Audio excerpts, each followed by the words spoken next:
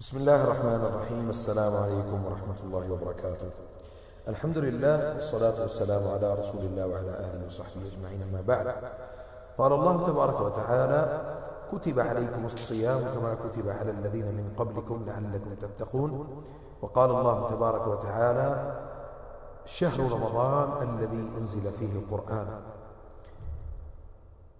رمضان المبارک ایسا زبردست مہینہ ہے کہ جس میں اس کائنات کی تاریخ کا سب سے بڑا جو واقعہ ہوا وہ قرآن کریم کا نزول ہے، اور یہ کائنات اندھیروں میں ڈوبی ہوئی تھی، حتیٰ کہ نبی صلی اللہ علیہ وسلم کی نبوت کا نور جو ہے وہ اس کائنات کے اوپر اللہ تعالیٰ نے نازل کیا، اور پھر نبی علیہ السلام کو قرآن کریم دے کر اللہ تعالیٰ نے اس دنیا میں بھیجا اور فرمایا: وَمَا أَرْسَلْنَاكَ إِلَّا رَحْمَةً لِلْعَالَمِينَ۔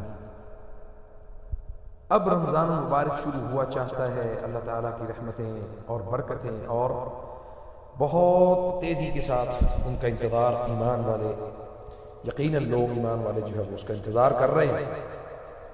اس حوالے سے چند ایک چیزیں جو ہے نا وہ میں بیان کرنا چاہتا ہوں، اور اس کو اپنے احباب، اپنے لوگوں میں اس کو شیئر کریں تاکہ اللہ تعالیٰ لوگوں تو خیر جو ہے نا وہ ہماری طرف سے پہنچا دے۔ سب سے پہلی چیز کہ ہمیں اس بات کا ادراک ہونا چاہیے کہ ہم مسلمان ہیں، اور بطور مسلم ہمارے اوپر بہت ساری ذمہ داریاں ہیں۔ ہمیں ان ذمہ داریوں کا احساس ہونا چاہیے، اور ان ذمہ داریوں میں ہمیں یہ دیکھنا ہے کہ نبی علیہ السلام کو اللہ تعالیٰ نے قرآن کریم اور حدیث رسول صلی اللہ علیہ وسلم دے کر بھیجا، اور اس میں خیر اور علم اور ہدایت اور اصلاح کا جو تذکرے جو موجود ہیں اس پر ہمیں کوشش کرنی چاہیے۔ اور نبی صلی اللہ علیہ وسلم نے فرمایا کہ ان من قام رمضان ایمانا واحتسابا غفر له ما تقدم من ذنبه۔ ہم میں سے کوئی ایسا نہیں ہے سبحان اللہ کہ جو گناہ نہیں کرتا، یا پورا سال جو ہے وہ گناہوں میں نہ لپٹا ہو۔ اگر کسی شخص نے ایمان یعنی عقیدہ توحید اور تقوی کی بنیاد کے اوپر ایمان اور احتساب کے ساتھ یعنی پورے یقین کے ساتھ رمضان المبارک کے روزے رکھے اور قیام کیا، اللہ تعالیٰ اس کے پچھلے سارے گناہوں کو اللہ معاف کر دیتا ہے۔ جیسا کہ نبی صلی اللہ علیہ وسلم نے فرمایا کہ ایک حدیث ہے کہ الجمعۃ بین الجمعہ، الصلاۃ بین الصلاۃ والجمعۃ بین الجمعہ، اور اسی طرح ایک رمضان سے دوسرے رمضان کے درمیان، ایک جمعے سے دوسرے جمعے کے درمیان، ایک نماز سے دوسری نماز کے درمیان اللہ تعالیٰ گناہوں کو معاف کر دیتا ہے۔ اور پھر فرمایا کہ جس نے لیلۃ القدر میں قیام کیا ایمان اور احتساب کے ساتھ، اللہ تعالیٰ نے اس کے بھی سارے پچھلے گناہوں کو اللہ نے معاف کر دیا۔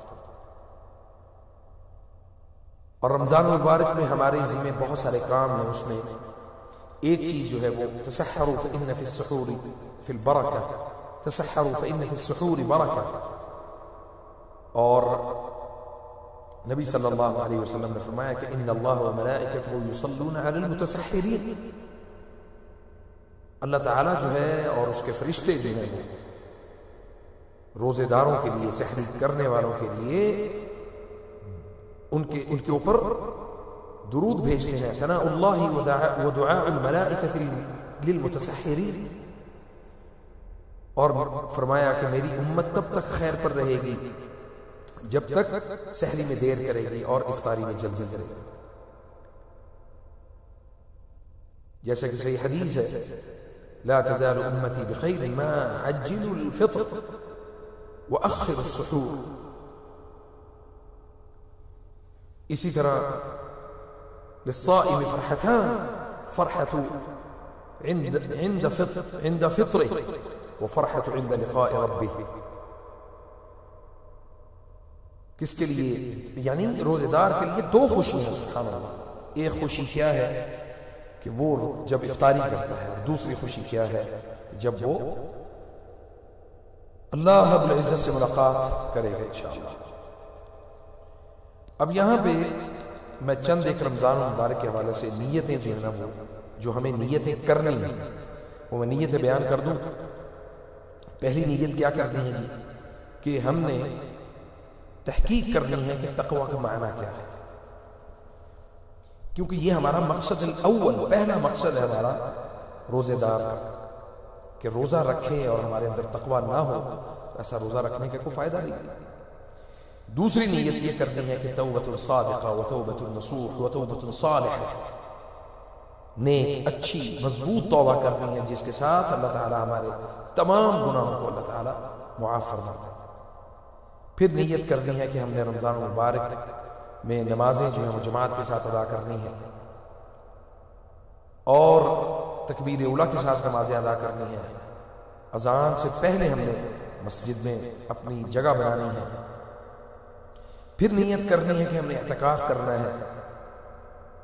پھر نیت یہ کرنی ہے کہ مجاہدت النفس، اپنے نفس کے خلاف ہم نے جو اپنی خواہشات کے خلاف جو ہے نا وہ ایک پورا جہاد کرنا ہے، کہ ایک میرا نفس کہے کہ یہ کام کرنا ہے تو میں کہوں کہ نہیں، مجھے اللہ کا خوف ہے، میں نے یہ کام نہیں کرنا۔ اور یہ نیت خاص طور پہ کرنی ہے کہ ہم نے اپنی زبان سے کسی کی غیبت نہیں کرنی، کثرت کے ساتھ ہم نے ذکر اور استغفار کرنا ہے، اور ہم نے اس چیز کے خلاف جانا ہے۔ یعنی اگر کوئی زبان پہ کوئی ایسا کوئی معاملہ آ رہا ہے، کسی کے بارے میں بات کرنے کو دل کر رہا ہے، تو اپنے اوپر کنٹرول کرنا ہے کہ میں کسی کے خلاف کوئی بات نہیں کروں گا انشاءاللہ۔ اور اسی طرح نیت یہ کریں کہ قرآن کریم کو ہم نے پڑھنا ہے اور ترجمے کے ساتھ پڑھنا ہے، بے شک ایک آیت ہی کیوں نہ ہو، قرآن کریم کو اس کی تلاوت بھی کریں اور ترجمہ اور تفسیر کے ساتھ اس کو پڑھنا ہے۔ اور پھر اس چیز کی نیت کرنی ہے کہ ہم نے اللہ اور اللہ کے رسول صلی اللہ علیہ وسلم کی اطاعت میں اپنے زیادہ تر وقت جو ہے اس میں گزارنا ہے۔ جیسے مثلا نبی صلی اللہ علیہ وسلم نے فرمایا کہ جو رشتہ داری کو کاٹے وہ اللہ اس کو کاٹ دے۔ رحم نے یہ اللہ تعالیٰ کے عرش کو پکڑ کے دعا کی کہ اللہ جو مجھے کاٹے اللہ تو اسے کاٹ دے۔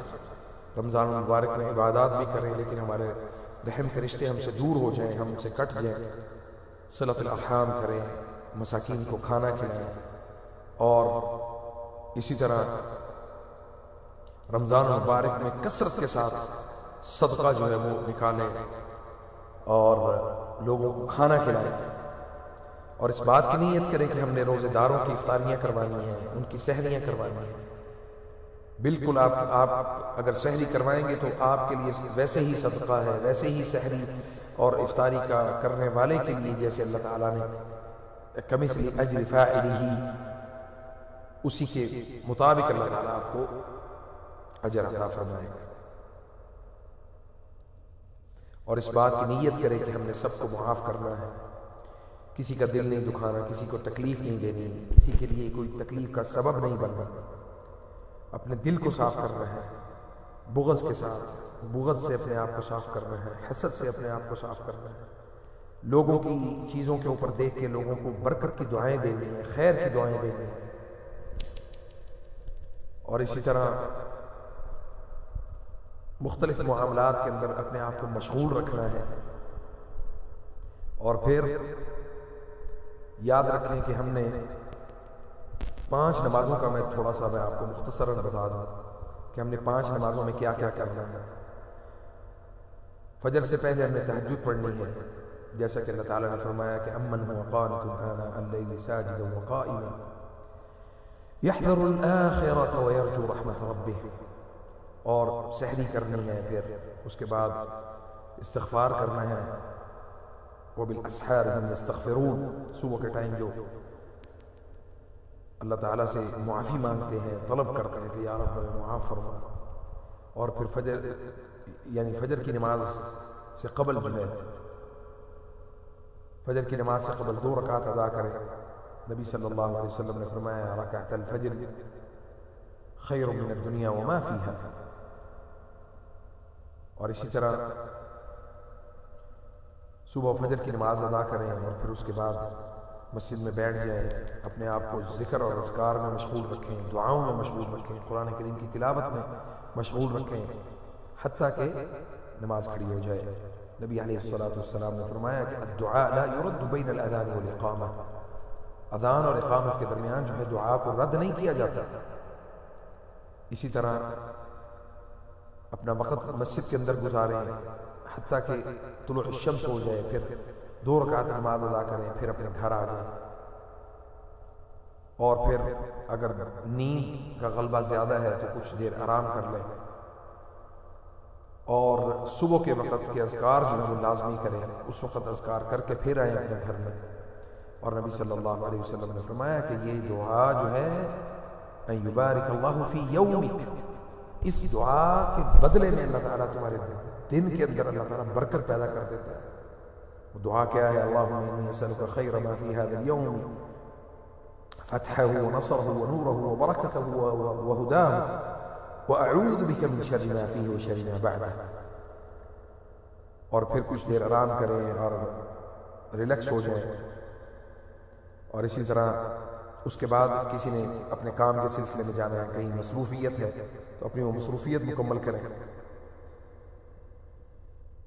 اور پھر ظہر کی نماز کا وقت ہو جائے تو پھر لازم جو ہے وہ اپنی ظہر کی نماز مسجد میں تکبیر اولیٰ کے ساتھ ادا کریں۔ اکثر لوگ جو ہے وہ روزہ رکھ کے سو جاتے ہیں، اور حتیٰ کہ پھر ظہر اور عصر کی نماز جو ہے وہ اکٹھا پڑھتے ہیں۔ اللہ رب العزت ہمیں نمازیوں میں سے اللہ تعالیٰ ہمیں کھڑا کرے، نمازی بنا دے، اور پھر ظہر کی نماز پڑھ کے آ کے پھر بھلے کچھ دیر آرام کر لیں۔ وَإِنَّ لِبَدَنِكَ عَلَيْكَ حَقًّا، تمہارے دل، تمہارے بدن کا تمہارے اوپر حق ہے۔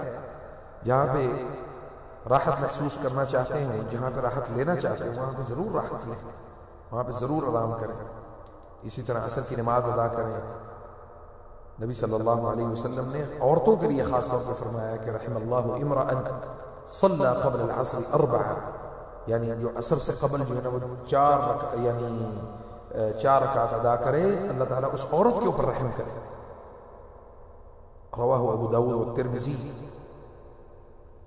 پھر فرمایا نبی صلی اللہ علیہ وسلم نے کہ جو شخص وضو کر کے احسن طریقے سے وضو کر کے مسجد میں آئے، ثم اتى المسجد، تو وہ اللہ تعالیٰ کی گھر میں آیا ہے، فهو زائر اللہ،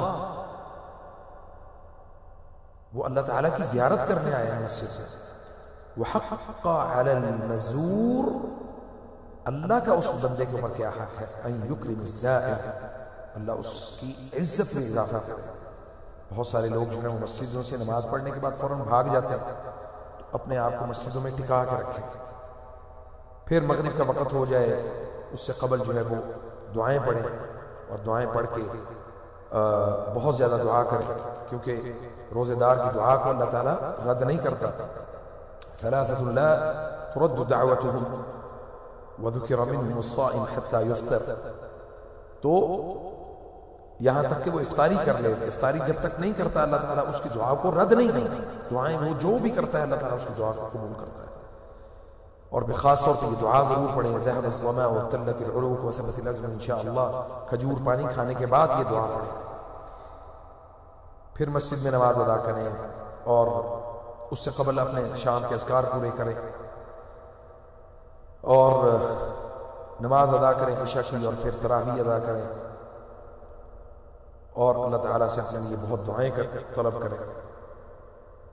اللہ تعالیٰ ہمیں ایمان والا اور احتساب والا اللہ تعالیٰ ہمیں بنائے، اور ہمارے روزوں کو اللہ تعالیٰ، ہمارے قیام کو، ہمارے صیام کو اللہ تعالیٰ قبول و منظور فرمائے، اور اللہ رب العزت ہمیں بہترین ایمان کے ساتھ، بہترین یقین اور عقیدہ توحید کے ساتھ اللہ تعالیٰ ہمیں اس دنیا میں زندہ رکھے، اور اسی کے اوپر ہمیں موت آئے۔ فجزاکم اللہ خیر۔ السلام علیکم ورحمۃ اللہ وبرکاتہ۔